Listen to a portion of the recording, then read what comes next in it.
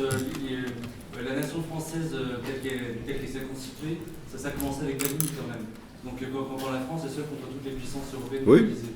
Dans un sens, il n'a pas tort. Maintenant, cette confusion, je pense qu'elle sera en plus alimentée par la suite avec Napoléon. La confusion entre la nation et l'empire, ça c'est un truc qui va encore embrouiller le jeu. Oui, absolument. Maintenant, par rapport à ce que vous disiez sur l'Ukraine, il ne faut pas oublier que l'histoire de la Russie même, jusqu'au XIVe siècle, c'est l'histoire de Kiev. Oui. C'est-à-dire que tout s'articule autour de Kiev. Jusqu'au XIVe siècle, c'est vachement récent finalement. Et c'est uniquement après qu'il va y avoir des villes comme Novgorod, ensuite Moscou, etc. Mais jusqu'au XIVe siècle, l'histoire de la Russie, c'est Kiev. Oui.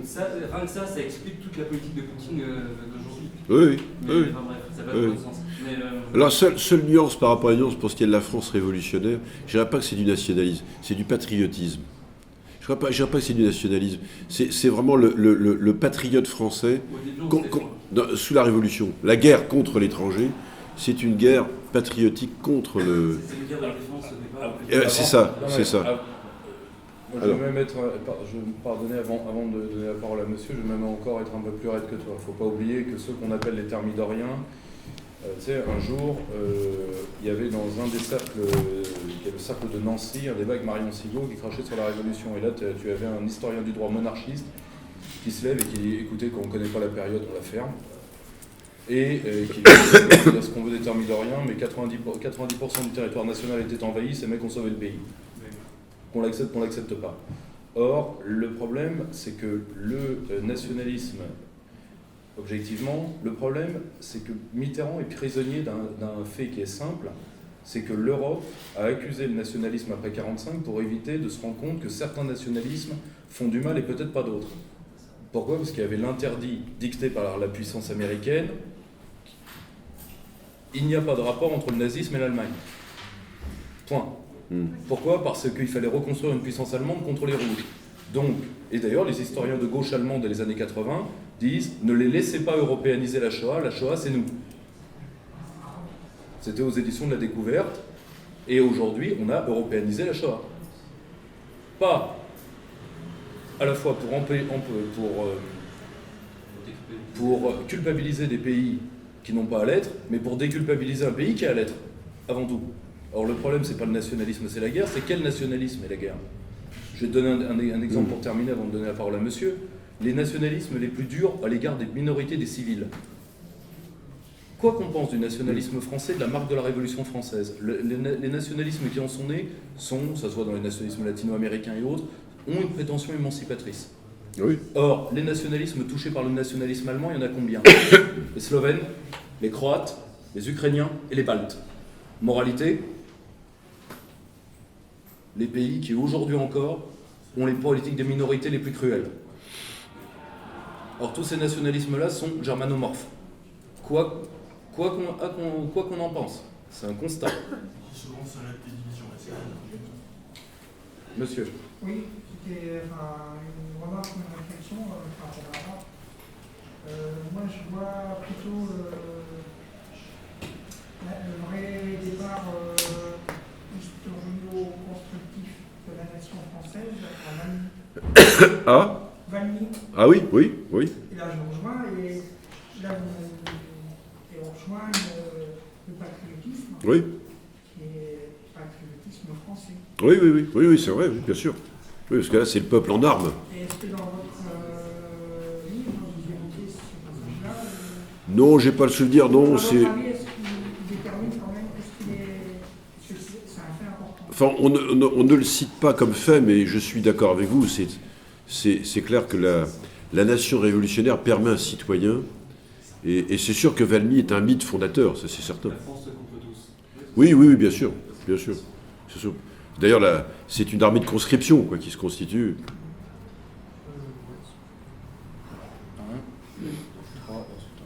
Merci Pierre. Peut-être un point de détail sur l'histoire du fédéralisme européen. Vous avez comparé avec les États-Unis. J'ai l'impression que dans beaucoup de domaines, on va beaucoup plus loin que les États-Unis à l'heure actuelle. Oui. Les États ont des libertés, les États américains ont des libertés dans un tas de domaines qu'on veut nous supprimer à nous.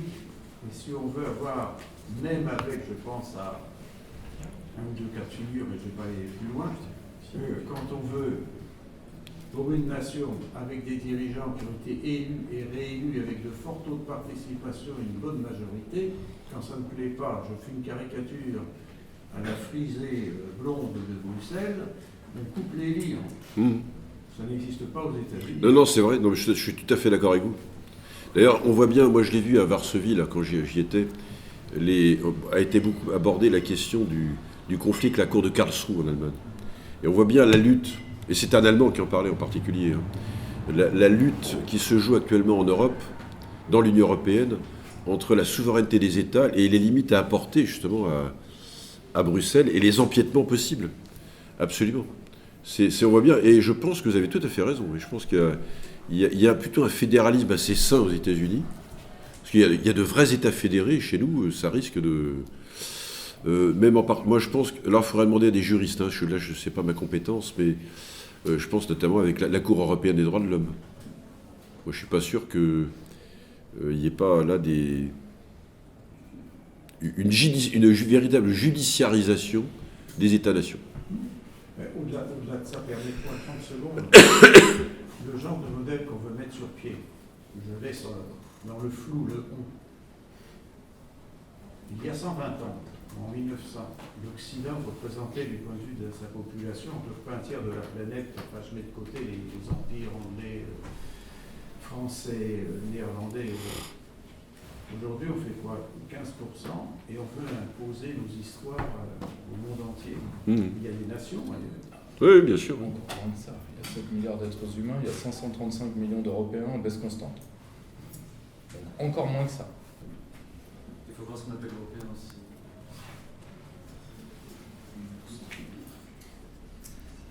Est-ce que construire un État-nation, c'est le haut dans le point? Pour vous, le futur, c'est quoi? Comment reconstruire l'État-nation français? Vous parlez de l'histoire, mais aujourd'hui, le futur... Comment le reconstruire? Comment on habite la nation avec le suffrage universel et vote aujourd'hui? On voit ce que ça donne. Comment ça cohabite tout ça? Comment ça cohabite avec l'Union européenne? Vous parlez d'Europe et vous parlez pas de communauté européenne. C'est pas la même chose. Je ne suis pas sûr d'avoir totalement compris votre question. C'est comment reconstruire l'État-nation, c'est ça? Ouais. Alors ça, bien sûr, vous avez raison, ça c'est la question numéro 1 maintenant, ça c'est clair. Là, je crois qu'il faut d'abord, là l'Europe, pour l'instant, ne nous en empêche pas. Il faudra que nous ayons un gouvernement qui refasse une école. C'est-à-dire une école de transmission du savoir où notre culture, notre histoire est bien présente. Je ne suis pas si sûr que ce soit le cas. Alors, qui intègre les nouveaux venus. Il ne s'agit pas d'une école ethnique, il s'agit d'une école de la nation, absolument. Il n'y a pas toujours eu des protestants, par exemple, en France. Il n'y a pas toujours eu. Mais qui redonne... Alors, ce n'est pas le roman national, mais qui redonne le sens d'un récit, d'une mémoire historique. On ne peut pas exister dans une société si on n'a pas une affection sociétatis, comme on dit en latin. Et ça, c'est à l'école de le faire. Je pense aussi à la littérature. Donc je crois qu'il y a un très gros travail de recomposition du savoir. Et de recréer aussi une véritable élite. Et en fait, la contradiction, c'est que nous avons des élites coupées du peuple. Après, donc nous dénonçons le populisme, mais il y a la conséquence d'un élitisme coupé du peuple. Par contre, nous avons une forme d'élite inculte, inversement. Moi, je vois beaucoup d'étudiants à l'université, puisque j'enseigne à l'université, qui font des fautes à toutes les phrases, et qui pourtant sont intelligents. Que s'est-il passé? C'est-à-dire comment faire? Non mais c'est un vrai problème. C'est-à-dire que donc une nation, ça veut dire c'est une langue aussi. C'est une littérature, c'est tout ça. Donc ça veut dire oui. Et donc non mais c'est très concret. Donc c'est la tâche numéro 1 de l'école et de l'université. Et par exemple, moi je préfère un baccalauréat attribué à 50% des Français plutôt que 80%, parce que ça veut rien dire. Ça veut rien dire, cette massification. Puisqu'en réalité, moi-même, j'étais président de jury de baccalauréat. Je veux dire, comment ça se passe? Quand vous voyez des élèves qui ont 9,5, on va dire, on va leur mettre 10, ils auront le baccalauréat. Ça se passe comme ça. C'est la médiocrité. La démocratie signifie médiocrité, en l'occurrence. Donc il faut retrouver un vrai sens de l'élite, et pas au sens de l'élitisme que nous avons actuellement, mais tirer vers le haut. Voilà. quel que soit le milieu social d'où l'on vient. Alors ça passe par ça passe aussi par, au plan économique, une réindustrialisation du pays, donc il faut en avoir les moyens. Ça passe aussi par une monnaie. Ça passe par une politique étrangère qui est la nôtre. Ça passe par tout cela. Alors c'est parfaitement faisable. C'est une question de volonté politique. On ne fait rien sans volonté politique. Donc il faut que nous ayons les hommes et les femmes qui nous gouvernent, qui en ont la volonté politique. C'est tout. Non, mais je ne veux pas être simpliste, mais c'est une évidence. C'est une évidence. Alors pour ça, il faut avoir le corpus bien dans la tête, le penser. Mais moi, je pense qu'on va y arriver. Je pense que l'année 2022, ce que nous vivons actuellement, montre qu'on est en train d'atteindre une situation. Vous allez peut-être me trouver encore excessivement optimiste, mais je crois qu'on atteint un degré où l'ingouvernabilité vers laquelle on va, là, étant donné que Macron n'a pas de vraie majorité, ça va être des années difficiles. Il faut s'attendre à des années difficiles, mais qui vont être salutaires. Il faut en passer par là. Il faut en passer par là, parce que tant que les choses se passent tranquillement, on se repose sur notre oreiller. Et là, maintenant, on ne peut plus. Et il va arriver à un moment donné, c'est plus possible. C'est plus possible. Donc je crois qu'on va finir par y arriver. Le résultat des élections législatives l'a amplement montré, à mon avis. Il arrive à un moment donné, on ne peut pas... je crois que les peuples ont malgré tout un instinct de survie. Je crois qu'il y a un instinct de survie des peuples. Donc voilà comment je réponds globalement sur votre question. C'est tous les éléments sur lesquels il ne peut pas y avoir un État-nation. Et surtout de sortir, alors pour répondre plus complètement à ce que vous venez de dire, à la question que vous posez, du même coup du multiculturalisme de normes. Le multiculturalisme de fait, c'est autre chose. Par exemple, la Russie est un pays éminemment multiculturel. Et je ne vois pas en quoi ça pose un problème. Moi, j'ai vu des Russes géorgiens, des Russes arméniens, des Russes russes, et ça se passe très bien. Mais ce n'est pas une idéologie normative. C'est un fait historique.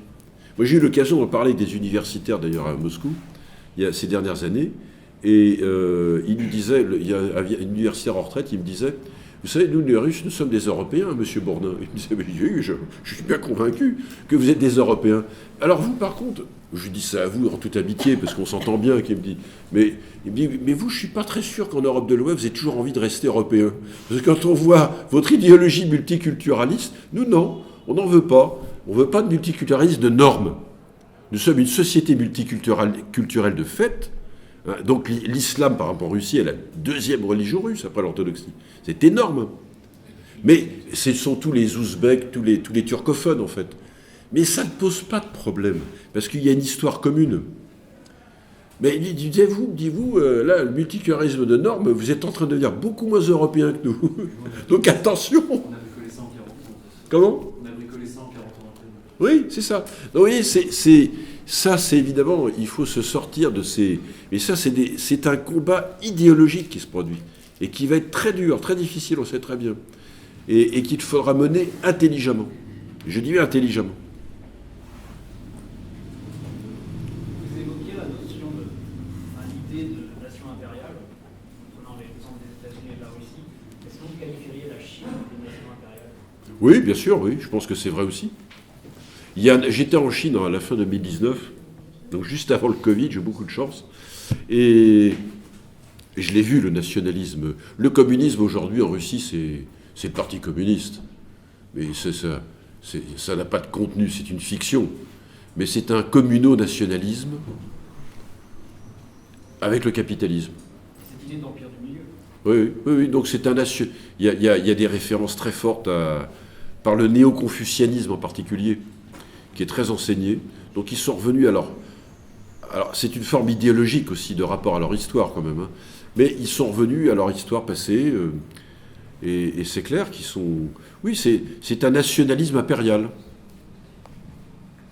Oui, c'est pareil, là, c'est une forme impure, parce qu'en même temps, il y a une volonté de domination. Ça, c'est très clair, hein. Et puis de revanche. Pas oublier que c'était la première puissance économique du monde au XVIIIe siècle. Ça, ils n'ont jamais digéré le fait qu'ils aient été réduits à ce qu'ils ont été réduits. C'est l'histoire d'une profonde humiliation et donc d'un grand ressentiment. Je vois quand ils nous ont fait visiter, par exemple, la capitale historique de la soie, on était à Wuxi, à quelques kilomètres de Shanghai, ils sont très très fiers d'eux-mêmes. Ça, je peux vous dire qu'ils ont une fierté d'eux-mêmes. C'est incroyable. On les comprend d'ailleurs. Hein. On voit bien ce qu'ils ont fait en 40 ans de temps, ce qu'ils sont devenus. Je vais me répéter parce que j'ai posé la même question à Yvan Rioufol vendredi soir. Mais oui, je vous disais que j'ai l'impression qu'on laissait un peu souvent de côté l'aspect du globalisme économique, du libéralisme dans la volonté d'affaiblissement des nations. Je trouve qu'on en parle peut-être pas assez souvent. Je voulais avoir votre opinion là-dessus, sur le fait qu'il y a une volonté, on va dire, une idéologie qui est une idéologie néolibérale. Il y a des penseurs derrière, d'affaiblissement des nations au sein de l'Union européenne, depuis le début, ça fait un siècle que ça dure. Il y aurait une lecture peut-être aussi là-dessus à rattacher. Ah oui, autour de la mondialisation économique, vous voulez dire. Tu peux pas dire que tu n'entends pas ça dans ces mots, quand même. Il y a quand même des gens qui font le boulot, quand même. Vous voulez dire autour de la mondialisation économique? Oui, mais qui n'est pas seulement un état de fait, qui est aussi une volonté. C'est-à-dire, il y a la mondialisation, il y a le mondialisme. Oui. Oui, comme idéologie, là, comme fait. Oui, ça, je pense que c'est une évidence aussi. Alors ça, je dirais que ça participe, au début de mon propos, quand je vous ai parlé de la nation comme affranchissement de la féodalité, je pense que nous vivons par ce biais-là de nouvelles féodalités. En fait, le féodalisme est revenu. Le règne des seigneurs est là. Ils sont souverains. Prenez les GAFA. Les GAFA, c'est quoi? C'est des suzerains, ou des souverains même, des souverains intermédiaires. Ils sont bien plus puissants qu'un chef d'État. C'est clair, ça. C'est évident. Donc, ce qui prouve que ce qu'on a acheté par la porte revient par la fenêtre, si vous voulez, en fait. Le concept de souveraineté lui-même, en fait, on ne peut pas s'en passer. Si vous le quittez vous-même, vous l'abandonnez, d'autres s'en emparent à votre place, en fait. Donc, ce sont des souverainetés intermédiaires. Et là, de fait, on est dans l'idéologie. On n'est pas simplement dans l'interdépendance naturelle, inévitable, par l'économie, etc. On est devant des enjeux de puissance intermédiaire qui vous expliquent qu'effectivement, faut les suivre, en fait. Alors après ça, là, je laisse la parole à Jacques Sapir sur ce point-là, parce qu'il est infiniment plus compétent que moi, mais c'est lié.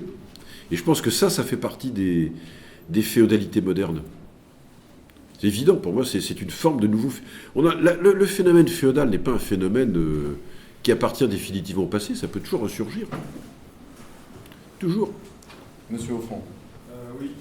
Du coup, si je vous suis, la nation, c'est la pérennité et l'émancipation par la souveraineté. Mais je ne suis pas tout à fait sur la Révolution française parce que je trouve que c'est une fausse révolution. Au final, on casse justement le système de filiation. Par exemple, le roi qui avant était le père et où avant il y avait beaucoup plus de participation au sein de la commune, en fait, on a eu un remplacement de la noblesse qui avait des devoirs par une bourgeoisie qui au final n'a eu que des droits et n'a fait que s'en arroger et qui au final c'est lancé par les physiocrates dont aujourd'hui sont rendus les européistes. En fait. Ouais, mais c'est une vision... c'est une vision caricaturale de la Révolution française. Je vais donner un exemple. Nous, tu veux voir l'état de la noblesse des derniers siècles, tu lis Fadi El-Hadj. Là, il n'y a pas de révolutionnaire à accuser, on est des décennies avant. En réalité, l'État monarchique, si tu veux, a mérité sa révolution comme l'État anglais avait mérité la sienne. Le problème, c'est que quand tu sais ce qu'a été la grande faiblesse des rois de France, c'est qu'ils n'ont pas compris justement qu'il fallait liquider le féodalisme jusqu'au bout. Oui. C'est la différence entre Louis XVI et Louis XV. Et d'un côté, qui lui a appris, qui a préparé Louis XVI à sa mort, c'est certainement ceux qui l'ont éduqué. Parce qu'ils l'ont éduqué dans la faiblesse vis-à-vis de la féodalité, eh bien ça lui a été fatal. À noter que ce travail-là, et Tocqueville avait raison là-dessus, a été terminé par qui? Par la Révolution. Oui, mais Louis XVI n'a pas été éduqué par des gens qui se revendiquaient de l'Ancien Régime, il a été éduqué par des gens qui étaient des physiocrates. Il n'a pas été éduqué. Non. Il a fait confiance aux physiocrates. Il a été éduqué par des gens qui lui ont appris, qui lui ont dit qu'on pouvait moderniser l'État avec justement une certaine bienveillance qui fait qu'il a refusé des gens comme D'Aguesseau, qu'il a refusé les modernisateurs, qu'il a écouté Turgot, mais c'est pas eux qui l'ont éduqué, c'est sa propre faiblesse qui les a appelés. Tu confonds effet et cause. Dans peu d'histoire aussi, juste une petite remarque là-dessus. Chamfort, pas le chanteur, un grand moraliste. Merci. J'ai rien contre le chanteur. À ce mot, et je le dis peut-être monarchiste et le dire, il n'y a pas de souci. Il dit. On a de très bons copains monarchistes. Oui, non, mais en fait, ce que dit Chamfort, il dit certains ont proposé l'idée selon laquelle nous pouvions réformer la monarchie et l'ancien régime. Moi, je dis que on ne nettoie pas les écuries de gestes avec un prêtre. Parce qu'il y avait déjà même chez des gens finalement assez modérés, on dirait à l'époque, il y avait quand même cette observation que à un moment, il fallait que quelque chose casse, qui n'était pas au niveau des royales, mais qui était juste en dessous.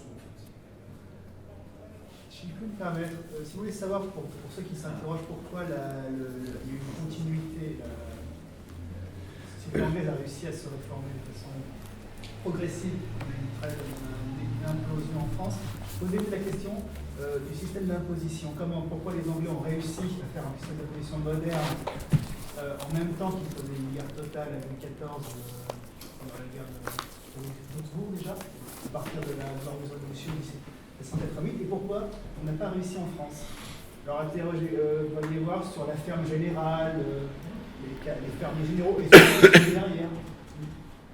Fondamentalement, et aussi, il faut arrêter avec la noblesse petite issue de la cuisse gauche de Saint-Louis, sous l'État moderne, après la guerre de Cent Ans, après les guerres d'Italie, après les guerres de religion, qui sont vaste empoignade, et puis les guerres de Louis XIV, la noblesse à 75%, elle est fabriquée par l'État royal moderne à grands coups d'anoblissement, au XVIe siècle. Il suffit de faire constater par un juge qu'on vivait noblement pour devenir noble. Voilà. Vas-y. Oui, toi. Oui, c'est je. Merci pour la conférence, monsieur, c'était passionnant. De mon point de vue, Napoléon ne voulait pas construire un empire total sur l'Europe, mais voulait un empire pour la France délimité, et voulait construire des États-nations à sa façon, en mettant à la tête de ces États-nations les membres de sa famille, et perpétuer en fait une partie de l'héritage de la Révolution française qui est d'exporter, à sa manière, même si c'est pas lui qui a déclenché les guerres, je tiens à rappeler, la vision française, donc la nouvelle vision qui était celle de la Révolution française avec ces formes de nationalisme. J'aurais une question par rapport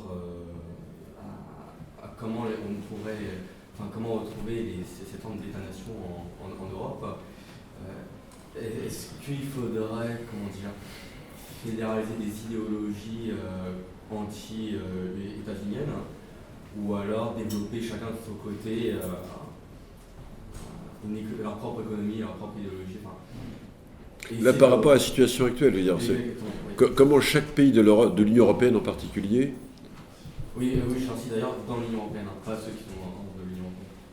Comment on peut arriver à cette forme, ce résultat d'État-nation indépendant souvent? Ça rejoint un peu la question qui était posée par Madame tout à l'heure.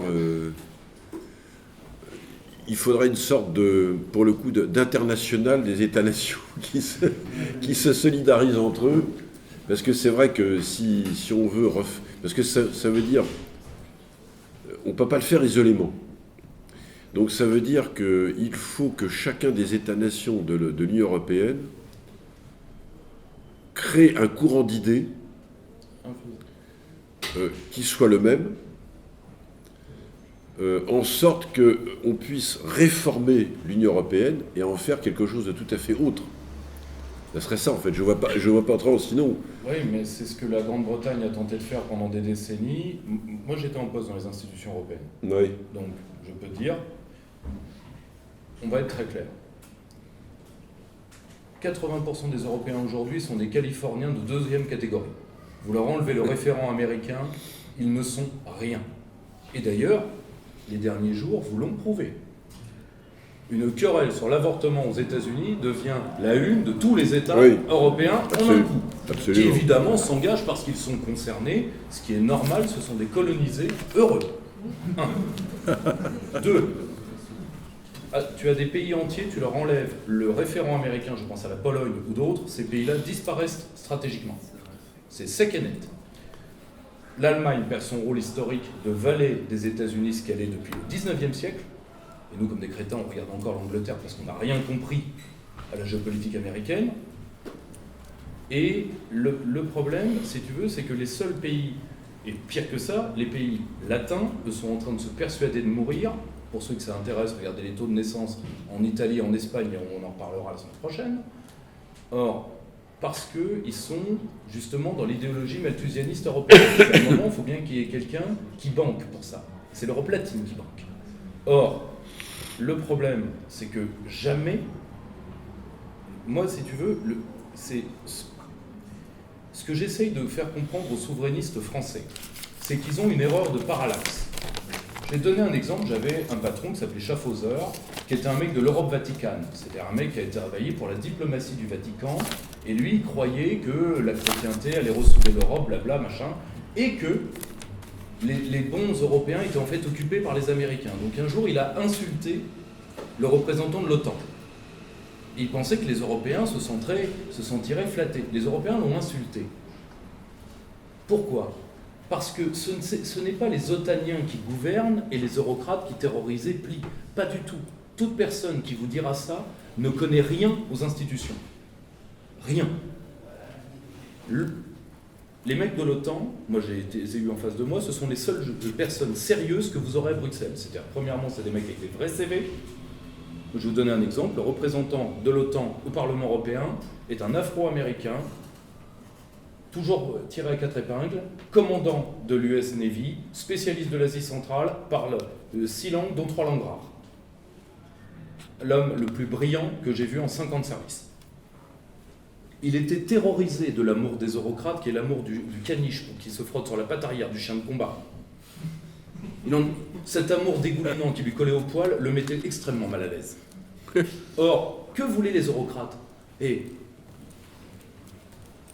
Vous allez nous protéger, on va se taper les pop-off. Hein. Enfin, vous. Pas nous, parce que nous, on est des lâches. Et moi, je n'ai jamais vu un otanien avoir une parole belliciste contre la Russie. J'ai vu des otaniens calmer les Polonais, calmer les Baltes, calmer les représentants ukrainiens. C'est le Parlement européen qui a invité Private Sector en premier. Hein. Moi, j'étais en face de Private Sector avec des tatouages plein la gueule.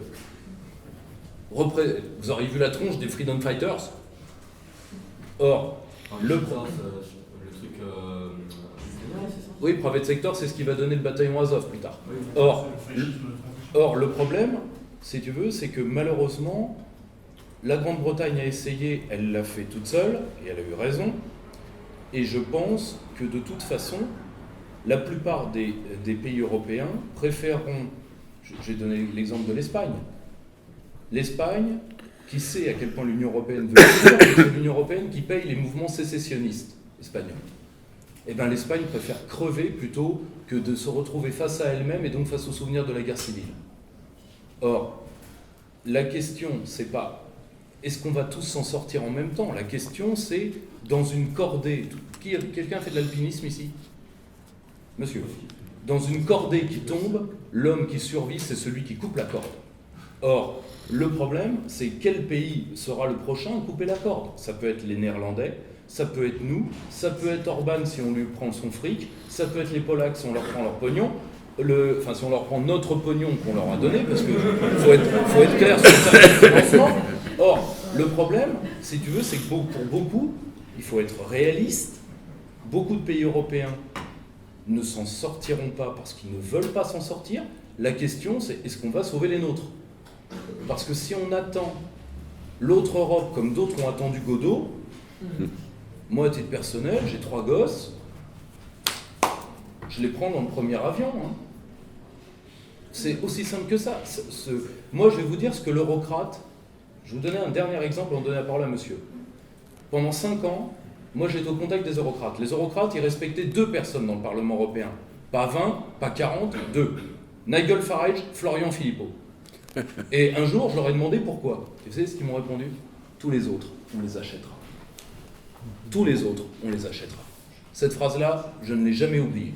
Or, ils vous attendent. S'il faut une guerre pour que von der Leyen règne, vous aurez la guerre. Point.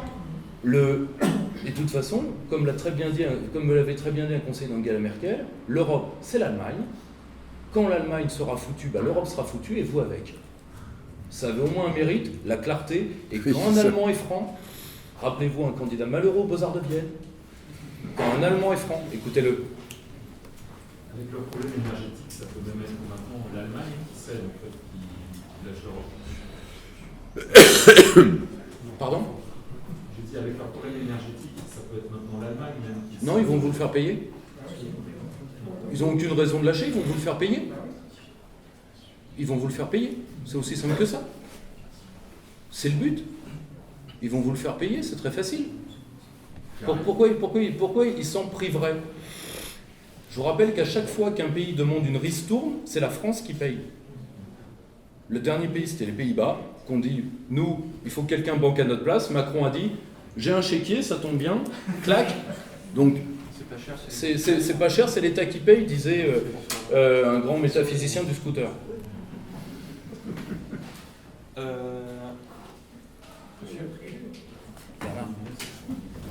Pardon. Vous avez effleuré la notion rapidement sans trop l'expliciter, la notion de république. Est-ce que c'est important pour vous? Est-ce que vous avez une définition un peu rapide Sur la République? Oui. Il y a plusieurs définitions. Hein. Prenons déjà la définition étymologique, c'est la chose publique, comme vous savez. Et c'est une idée, c'est pas par hasard si la République c'est un mot romain, latin. Donc c'est forcément la chose de tous, la chose commune. Et dans ce sens-là, au sens large du terme, on peut dire quand Bodin, au XVIe siècle, écrit les 6 livres de la République, il ne fait pas l'apologie d'un système constitutionnel, il fait même plutôt l'apologie de la monarchie, comme chose publique, au service de la chose publique.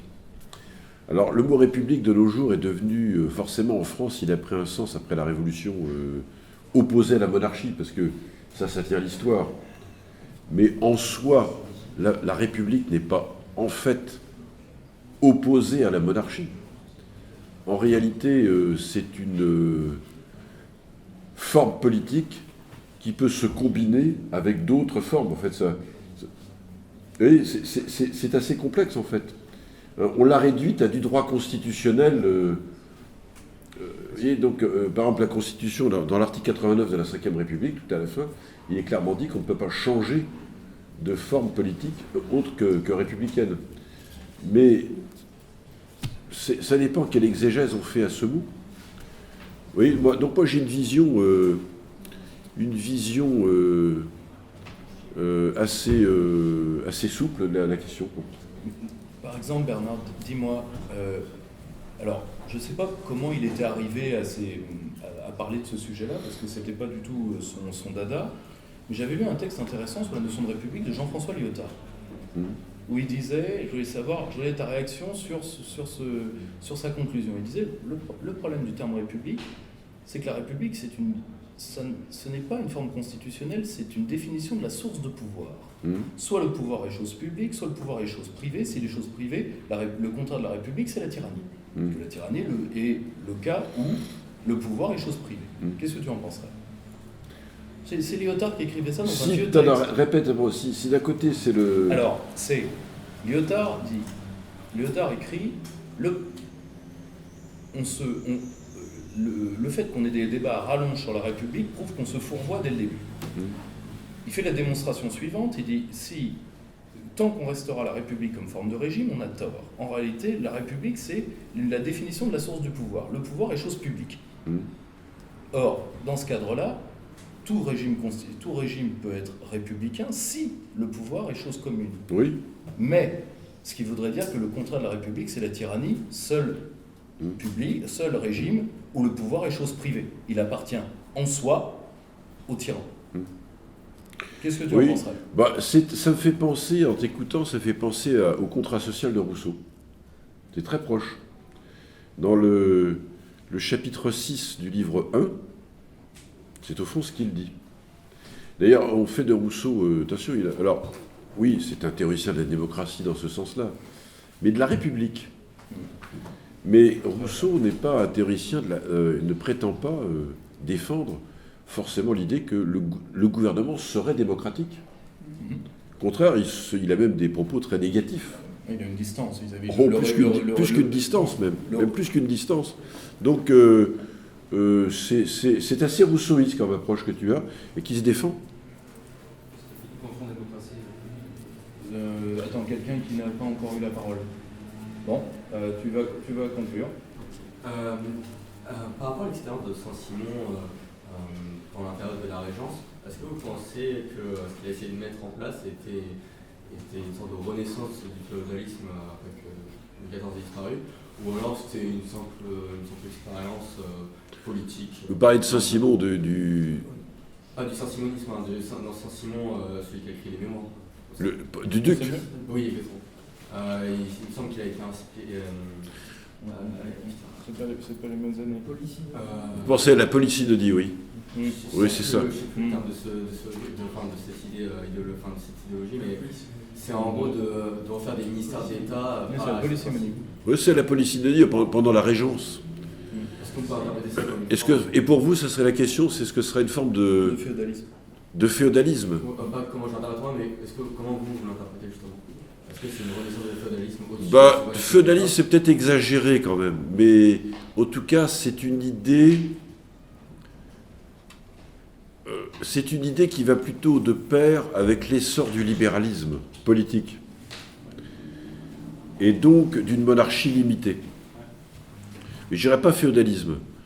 C'est du John Locke où vient Boulainvilliers à l'époque, puis ensuite Montesquieu qui va arriver là-dessus, mais bien après. C'est l'idée d'une monarchie limitée, donc qui épouse une forme libérale. Alors à moins qu'on considère que le libéralisme permet le retour à la féodalité, mais cela dit, le libéralisme c'est une idée aristocratique. Le libéralisme est une idée aristocratique. D'ailleurs, libéralisme et démocratie, au départ, ne vont pas du tout ensemble. Quand on dit que nous vivons en démocratie libérale, ça paraît aujourd'hui totalement naturel, mais il n'y a pas plus antithétique au départ que les deux.